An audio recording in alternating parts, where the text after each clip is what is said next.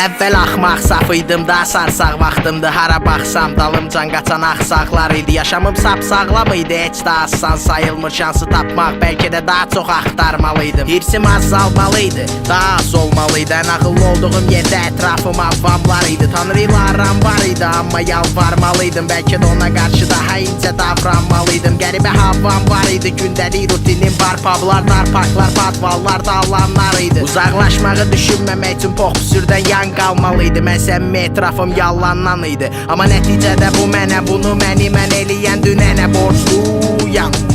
Amma nəticədə bu mənə, bunu mən eləyən dünənə borcluyam. Amma nəticədə bu mənə, bunu mən eləyən dünənə borcluyam. Amma nəticədə bu mənə, bunu mən eləyən dünənə borcluyam. Məncə əsas orijinal olmaqdır. Daha qəliz yaşayım deyə taleyim istəyibdi Bakıda olmaqmı? Burada orijinal olmamaq sanki açıq sözlü qızın hamıdan gizlətməyi Bakıda olmadığını. Məni boğan şeylər daxilən məcbur edirlər mövzuya edim müdaxilə. Ölüb amma diri kimi görsənməkdir o axirət və tarixə.